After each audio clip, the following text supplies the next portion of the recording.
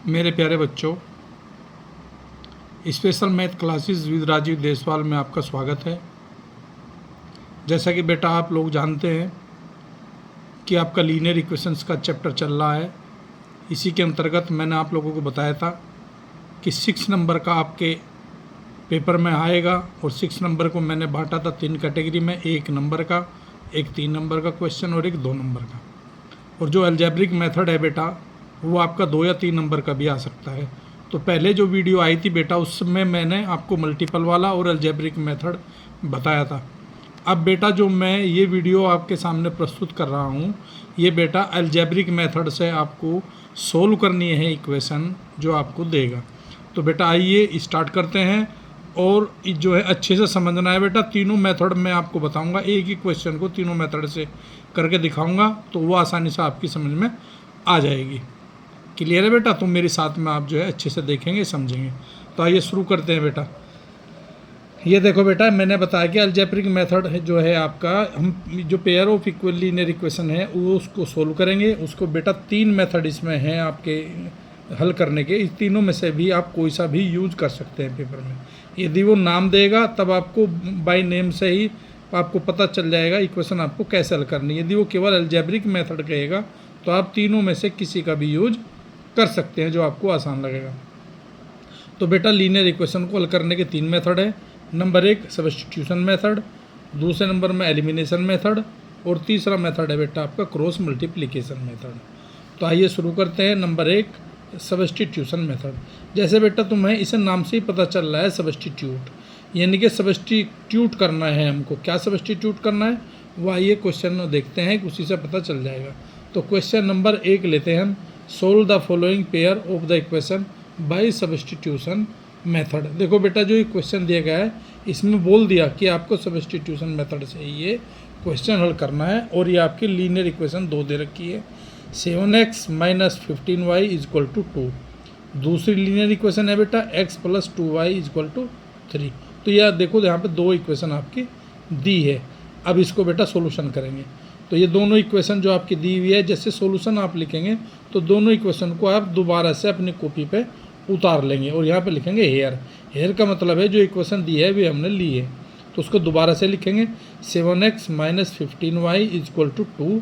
और इसको first equation ऐसे लिख लेंगे और दूसरा फिर x + 2y = 3। फिर इसको आपको सेकंड नाम दे देंगे इसे। तो मैंने देखो यहाँ पे आपको लिखा है फ्रॉम सेकंड। तो फ्रॉम सेकंड ही क्यों लिखा है? इसलिए लिखा है बेटा, देखो दोनों इक्वेशन में एक ऐसा वेरिएबल है जिसका कोई भी कोफिशिएंट नहीं है, इसलिए जिसमें कोफिशिएंट नहीं देगा आपको ध्यान करना है, उससे आपको आसानी से सब्स्टिट्यूट करने में दिक्कत नहीं होगी, आसानी होगी। तो आप लोग जो है बेटा वही लीनियर इक्वेशन आप लेंगे। तो देखो मैंने ये सेकंड में यहाँ पे x का कोई भी कोफिशिएंट नहीं है, तो मैं इसलिए लिया है यहाँ पे सेकंड। तो यहाँ पे लिख दिया मैंने फ्रॉम सेकंड। तो इस x की वैल्यू को यहीं पे रख लेंगे बेटा, और इस जो 2y है उसको बराबर से हम इक्वल से उधर ले जाएंगे। तो x = हो गया 3 - 2y। ये उधर जाके बेटा कितना हो गया, -2y। तो ये देखो x = 3 - 2y हो गया। इस इक्वेशन को हम थर्ड नाम देंगे, अर्थात यह इक्वेशन बनाई है मैंने कि x की वैल्यू को पुट करेंगे हम। ऊपर में से दोनों में कोई से भी आप पुट कर सकते हैं। तो ये सब्स्टिट्यूट बोलते हैं इसको। यहाँ से लेके बेटा जब हम ऊपर कोई से में भी रखेंगे तो इसको सब्स्टिट्यूट बोलते हैं। तो यही बात फिर हम लिख देंगे कि we put the value of x in first. तो फर्स्ट में मैं रख रहा हूँ, सेकंड में से लिया मैंने थर्ड इक्वेशन और फर्स्ट में रख रहा हूँ, और इसी को बोल लेंगे बाय सब्स्टिट्यूशन मेथड। इसको लिख देंगे। तो वी हैव का मतलब हमको मिल जाएगा। क्या मिलेगा बेटा? देखो अब हम 7 में पहुंचते हैं, जहां x है उसके स्थान पर रख देंगे 7। यहाँ पे जो का तो बिल्कुल क्लियर, x के स्थान पर मैंने रखा है 3 - 2y। देखो ये रहा, और -15 आपका यहाँ पर ऑलरेडी है, y यहाँ पे जो का तो है = 2। अब इसको बिल्कुल साधारण तरीके से हल कर लेंगे।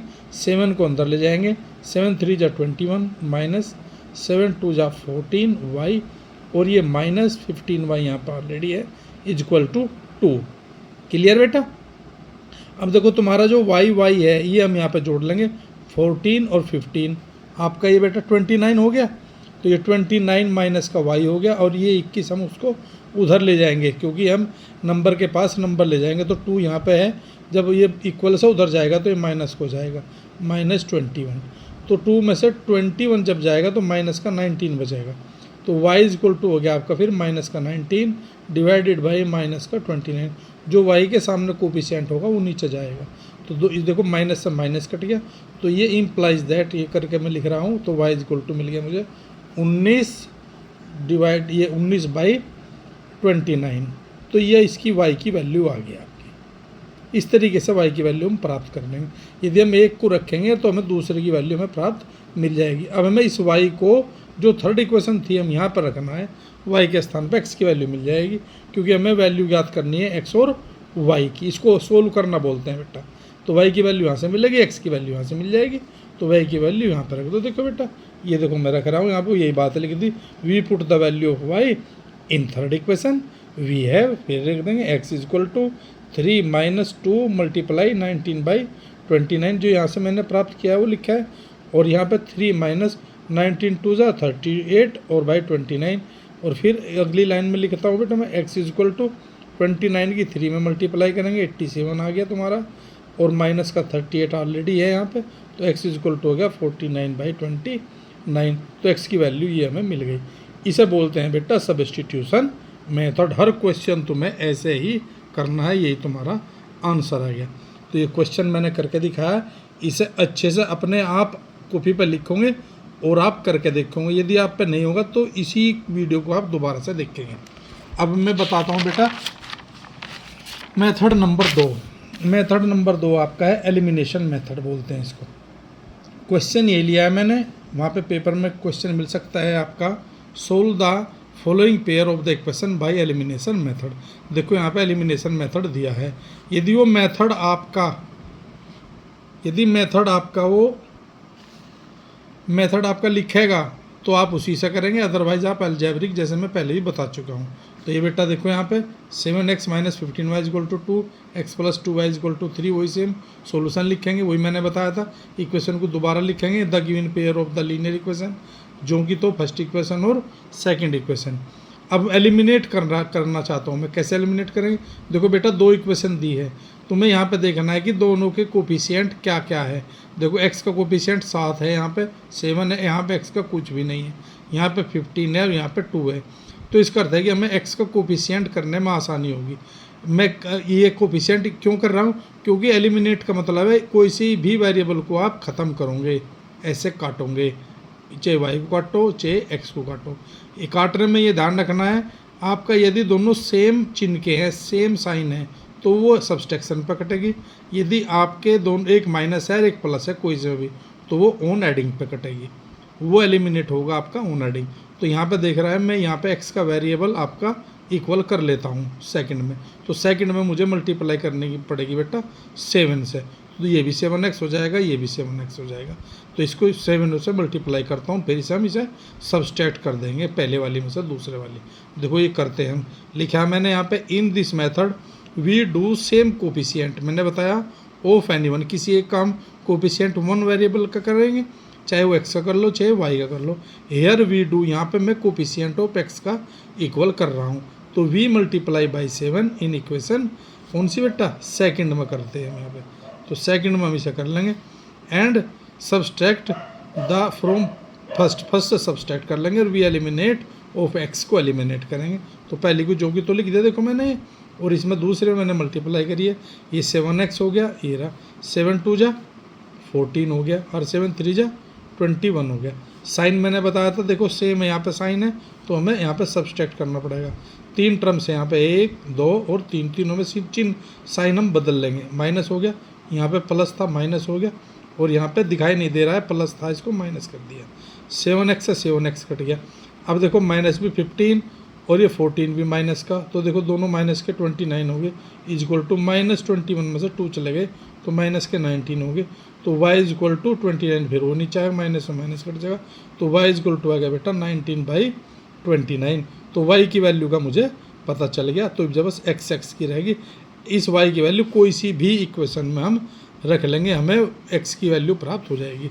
तो बेटा देखो मैं y की वैल्यू रखता हूँ यहाँ पे, we put the value of the y in second equation. आप सेकंड में रख लियो चाहे फर्स्ट में रख लो, मैं यहाँ पे सेकंड में रखा हूँ। देखो यहाँ पे बेटा ये एक्स है ही है, प्लस वाई की वैल्यू रख रहा हूँ मैं यहाँ पे, तो वाई की वैल्यू मैंने रखी है 19/29, x plus 2 multiply 19/29 is equal to 3। तो x प्लस यहाँ पर 19 2 38 हो गया, और वाई 29 इजक्वल टू 3, और x इजक्वल टू जब हम लेंगे ये इक्वल से उधर जाएगा, माइनस हो जाएगा, देखो ये माइनस हो गया, 3 माइनस 38/29 वो 87 माइनस 38/29, और x की वैल्यू 49/29। ये ही वैल्यू जो कि तो हम पहले ज्ञात कर लिया है बेटा, तुम्हारा जो मेथड था पीछे मेथड किया है मैंने अभी सब्स्टिट्यूट, दोनों की सेम वैल्यू आई थी, यहाँ पे भी दोनों की सेम वैल्यू आई है। तो इस तरीके से बेटा हम क्वेश्चन कर लेंगे, तो इसको बोलते हैं बेटा एलिमिनेशन मेथड। सबकी समझ में आ गया होगा बेटा, नहीं आया तो दोबारा से बेटा इसे वीडियो को देखना है तुम्हें, ओके, क्लियर होगी बात ये। इसी तरीके से बेटा हम तीसरा मेथड है हमारा cross multiplication method. Cross multiplication method में बेटा क्या करना है आपको, फिर वही क्वेश्चन पढ़ेंगे हम, solve the following pair of equation by cross multiplication. देखो वही है 7x minus 15y is equal to 2 and x plus 2y is equal to 3, वही मैंने सेम क्वेश्चन लिया है, वही लिखेंगे यहाँ solution the given pair of the linear equation, लिख दिए जोगे। तो इस इक्वेशन को जो दे रखी है बेटा क्रॉस मल्टीप्लिकेशन में ध्यान करना है, ये दोनों की दोनों लीनियर इक्वेशन को आपको स्टैंडर्ड फॉर्म में लिखना है। स्टैंडर्ड फॉर्म जो मैं पहले बताई थी आपको कैसे, we can write the above equation as follows 7x minus 15y, इसको इक्वल से इधर ले लेंगे, -2 is equal to 0, x plus 2y minus का 3 इजक्वल टू 0। क्लियर बेटा, लिख लेंगे सब, तो ऐसा हम इसको लिख लेंगे, आप लिखना अपनी कॉपी में। और फिर उसके बाद क्या करना है बेटा, मैं यहाँ पे लिखेंगे बाई क्रॉस मल्टीप्लिकेशन मेथड। तो ये आपको x लिखना है, y लिखना है, और फिर यहाँ पे अचर टर्म्स के लिए 1 लिखेंगे। तो x डिवाइडेड y करना है बेटा तुम्हें, फिर y डिवाइडेड y करना है, और 1 डिवाइडेड y करना है। अब ये नीचे जो मैंने किया है x डिवाइडेड y, ये कैसे हुआ आया है, नीचे ध्यान रखना है, मैं आपको जब सावधानी से करना है। यदि देखो मैं यहाँ पे x के लिए हल करता हूँ, क्रॉस मल्टीप्लाई में x के लिए हल करता हूँ, तो देखो यहाँ पे x को हम इसको यहाँ पे ऐसे अपनी उंगली से इसको हम यहाँ पे दबा लेंगे। तो यहाँ पे इसका अर्थ है कि मैं x की क्रॉस मल्टीप्लाई कर रहा हूँ x के लिए, तो जब x के लिए है तो इसको हम दबा देंगे। अब यहाँ पे जो अगली टर्म्स बची है देखो बेटा, ये यहाँ पे ये टर्म्स बची है तुम्हारी 3 और ये 15, तो -15 का कोफिशिएंट और -3 की मल्टीप्लाई हम करेंगे, माइनस फिर 2 की और -2 की मल्टीप्लाई करेंगे। देखो यहाँ पे मैंने ये लिख रखा है, -3 की करी, -15, माइनस की 2 करी और 2 की करी मैंने। क्लियर होगी बेटे यहाँ पे ये, तो ये मैंने यहाँ पे 2 की करी, -2 की करी, तो ये x की होगी। इसी तरीके से बेटा जब इक्वल करके जब y की करेंगे, जब y की निकाल लेंगे हम, तो y वाले टर्म्स को हम दबा लेंगे ऐसे पेंसिल से, ये देखो क्लियर हो गया। ऐसे इसकी मल्टीप्लाई करेंगे इधर से इधर, तो पहले इधर से इधर करी थी मैंने, ध्यान रहे जब बीच वाले की वैल्यू के लिए हम मल्टीप्लाई करेंगे, अब के इस साइड से इस साइड नहीं करना, इधर से इधर करना है।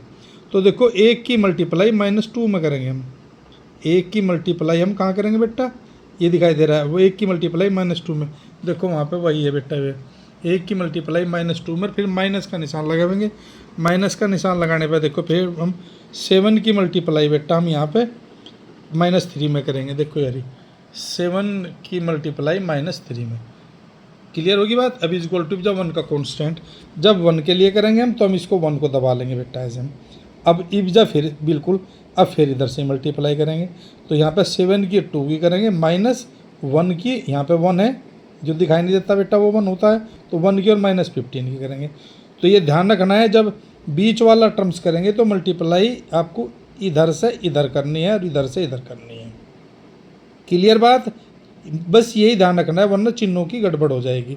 और ऐसा करने पे देखो हमें ये प्राप्त हो जाएगा। फिर ये 7 और 2 की मल्टीप्लाई करी थी मैंने, -15 की 1 की करी थी। अब इसको सादे तरीके से हल कर लेंगे, x बाई ये देखो यहाँ पे 15 3 जा 45 प्लस 2 2 जा 4 माइनस माइनस प्लस हो गया। फिर मैंने y लिया यहाँ पे देखो, माइनस का 2 हो गया, और ये 7 7 3 जा 21, ये 21 हो गया यहाँ पे, इक्वल टू ये देखो 7 2 जा 14 हो गया, और ये प्लस 15 1 जा 15 हो गया यहाँ पे। इसे फिर हल कर लेंगे थोड़ा सा, x by 49 equal to y by यहाँ पे 19 इक्वल टू 1/29। अब देखो यहाँ पे वैन फर्स्ट 2 रेशो ले लेंगे, या एक बार इस रेशो को ले लो, एक बार इस रेशो को ले लो। तो देखो मैं इसे x वाले को ले रहा हूँ पहले, तो x बाई 49 कॉन्स्टेंट वाला ले लिया 1 यहाँ पे 1/29, क्या ले लेंगे बेटा 1/29, 1/20 ले तो x इक्वल टू जब निकाल लेंगे यहाँ पे तो 49 1 में चले जाएगा, 20 नहीं रह जाएगा, तो इसका आंसर आ जाएगा। क्लियर हो गया बेटा, ये x की वैल्यू आएगी आंसर। इसी तरीके से जब y की करेंगे तो y वाला ले लेंगे y/19 और इक्वल टू 1/19, इसे इसके साथ ले लेंगे, एक बार ये रेशो इसके साथ लेंगे, एक बार ये इसके साथ लेंगे, तो ये देखो y इक्वल टू हो गया बेटा 19/29। तो इस तरीके से हमें x और y की वही वैल्यू प्राप्त होगी जो पहले करी थी। तो बेटा ये बड़े आसान से 3 मेथड मैंने आपको अलजेब्रिक के बताए हैं बेटा, तीनों आपको एक ही क्वेश्चन को करके दिखाया। आप क्वेश्चन को इसको आप कर सकते हैं, करके देख सकते हैं। क्लियर है बेटा? तो ये है, ये वीडियो मैंने इसमें बनाई है। एक हम बेटा एक क्वेश्चन और हमने तैयार किया है, इसी वीडियो में हम बता रहे हैं, क्योंकि ये लास्ट वीडियो है बेटा लीनियर इक्वेशन की, इसी में ही हम बता दे रहे हैं। अदर टाइप क्वेश्चन नाम रखा है मैंने, तो वो पेपर में कैसा आता है, और ये मल्टीपल क्वेश्चन में आ जाता है बेटा, या 2 नंबर में भी रख दे बाय द वे, पता कुछ नहीं चलता। फॉर विच वैल्यू ऑफ के, किस ये के की वैल्यू के लिए will the following pair linear equation have infinitely solution. तो यहाँ पे देखो के ये वैल्यू आपकी दे रखी है, यहाँ पे k x plus 3y minus k minus 3 equal to 0, 12x plus k y minus k equal to 0। तो यहाँ पे 2 लीनियर इक्वेशन दे रखी है, और यहाँ पे के की वैल्यू को निकलवाया करेगा। किस लिए ये बताओ, ये कह रहा है कि इनफाइनाइटली सॉल्यूशन के लिए आप के की वैल्यू याद करनी है। तो तुम इन्हीं इक्वेशन को जो का तो उतार लेंगे यहाँ पे अपनी कॉपी पे, बिल्कुल जैसे करते हैं हम आए हैं, the given pair of linear equation are, जो कि तो बिल्कुल उतार लिया। अब हम फ्रॉम रेशो लेंगे इनके, वही k/12 a1 के a1/a2 k/12 हो गया, फिर b1/b2 3/k ले लेंगे बेटा हम, और c1/c2 ले लेंगे, ये आपका कॉन्स्टेंट इधर लिख लेंगे। अब हम जानते हैं बेटा कि फॉर इनफाइनाइटली मैंने सॉल्यूशन के लिए कंडीशन क्या बताई थी मैंने, a1/a2 equal to b1/b2 equal to c1/c2। तो पहले 2 रेशो हम यहाँ पे ले लेंगे। तो पहले 2 रेशो क्या है बेटा, k/12 और 3/k।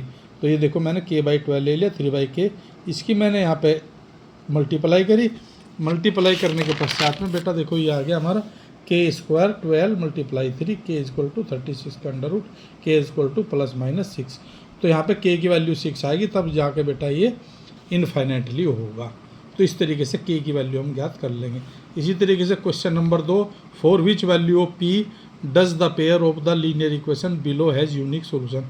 पहले, अब इससे पहले क्वेश्चन में बेटा मैनी सॉल्यूशन के लिए था, ये यूनिक सॉल्यूशन के लिए वही सेम दे रखी है बेटा लीनियर इक्वेशन। तो यहाँ पे p दे रखा है, तो p कहीं ना कहीं बीच में दे रखा होगा, देखो यहाँ दे रखा है। तो तुम्हें कुछ नहीं करना है, केवल जो इक्वेशन दी है लीनियर, उन्हें बिल्कुल एज इट एज लिख देना है, the given pair of linear equation. देखो ये बना के लिख दिया, ये बना के लिख दिया स्टैंडर्ड फॉर्म में, और तुम्हें फिर वही रेशो लिख लेंगे, a1/a2 b1/b2 c1/c2। देखो ये लिख दिया मैंने फ्रॉम रेशो a1/a2 यहाँ पे, और इसका 4 और 2 आ गया। देखो बेटा ये इससे कट जाएगा, 2 2 जा 4, 2 1 आ गया, और b1/b2, b1 है p, और ये हो गया हमारा 2, c1 b याद कर लेंगे 8/2। तो देखो यहाँ पे हमें पता है फिर फॉर यूनिक सॉल्यूशन के लिए क्या होती है condition, a1/a2 is not equal to b1/b2 होती है। तो सेम यहाँ पर रख देंगे, a1/a2 की वैल्यू 2/1 ये रहा, is not equal to p/2 ये रख दिया मैंने, और यहाँ पे 2 2 जा 4, तो p is not equal to 4। इसका अर्थ है कि यहाँ पे देयर फोर लिखेंगे, फॉर ऑल वैल्यूज p के प्रत्येक मान के लिए c से 4 को छोड़ के 4 छोड़ दो, और बाकी जितनी भी p की वैल्यू हम रखेंगे, तो the given pair of equation will have a unique solution, वो यूनिक सॉल्यूशन रखेगा। क्लियर होगी बात? यदि यहाँ पे हम 4 रख देंगे तो बेटा ये यहाँ पे ये बराबर आ जाएगा। देखो करके देखो, यहाँ पे 4 रखा है मैंने, तो ये 4 2 हो गया, ये भी 4 2 हो गया। तो इसका अर्थ है कि ये रेशो दोनों बराबर हो गए, a1/a2 और बराबर b1/b2, ये दोनों बराबर हो गए ना। तो बराबर होने पे फिर यूनिक सॉल्यूशन नहीं होने का, इसलिए इसे एक्सेप्ट 4 यदि हो जाए तो for every value of p has unique solution. Clear होगी बात बेटे? इसी तरीके से ये यूनिक का हो गया। एक क्वेश्चन मैंने ले रखा है, for which value of k will following pair of linear equation have no solution, क्योंकि 3 कंडीशन बताई थी मैंने ये रेशो की। कौन कौन सी बताई थी बेटा मैंने? यूनिक सॉल्यूशन की, इनफाइनाइटली सॉल्यूशन की, और नो सॉल्यूशन की। तो वहाँ पे k की वैल्यू आपकी पूछ सकता है। वही देखो 2 इक्वेशन दी है, एक इक्वेशन दी है, दूसरी इक्वेशन यहाँ दी है, फिर वही लिख लेंगे, देखो बिल्कुल same condition, the given pair of linear equation are, पहली लिख ली, दूसरी लिख ली, और फिर रेशो लिख लेंगे A1/A2 और B1/B2 C1/C2। ये देखो मैंने यहाँ पर लिख रखे है बेटा, A1/A2 इज इक्वल टू आ गया 3/2k-1 और B1/B2 आ गया इज इक्वल टू 1/k-1 और C1/C2 भी लिख लिया मैंने। हालांकि यहाँ पे हमें A1/A2 और B1/B2 से ही पता चल जाता है। तो फोर कंडीशन क्या होती है बेटा नो सोल्यूशन की, कि A1/A2 is equal to B1/B2 is not equal to C1/C2। तो हम पहले दो रेशो ले लेंगे बस इसमें से। देखो लिखा है मैंने, टेकिंग हेयर टू रेशोज, तो A1/A2 B1/B2 लिया मैंने इज इक्वल टू, तो 3/2k-1 is equal to 1/k-1, इसकी मैंने मल्टीप्लाई कर दी इसमें। देखो ये आ गया आपका 3k-3 is equal to 2k-1, और ये मैंने 2k के पास में लिया, 3k-2k इज इक्वल टू -1, और ये मैं -3 उधर ले गया, +3 हो गया। तो 3k में से 2k चला गया तो बेटा k आ गया, और 3 में से -1 जाएगा 2 आ गया, तो k इज इक्वल टू 2। तो यहाँ पे if k is equal to 2 then the linear equation have no solution. तो बेटा ये k की वैल्यू आ सकती है, बड़ा महत्वपूर्ण क्वेश्चन है ये, बिल्कुल आ सकता है, पिछली दफ़े नहीं आया है, इस साल आ सकता है। तो तीनों का आप अभ्यास कर ले, यूनिक सॉल्यूशन वाले का भी, मैनो सॉल्यूशन का भी, हैव नो सॉल्यूशन का। तो ये चैप्टर मैंने बेटा पूरा आपका करा दिया है, 6 नंबर का करा दिया है। वीडियो आपको अच्छी लगी बेटा सब्सक्राइब करना, यदि कोई दिक्कत है कमेंट्स में लिखना, कोई अन्य कोई क्वेश्चन आए, कोई प्रॉब्लम करे तो बेटा आप लिखना, और जो है ये आपको ज़रूर चैप्टर लाभ देगा, मुझे ऐसी आशा है, और पूरे 6 के 6 नंबर आप प्राप्त करोगे। धन्यवाद सभी का।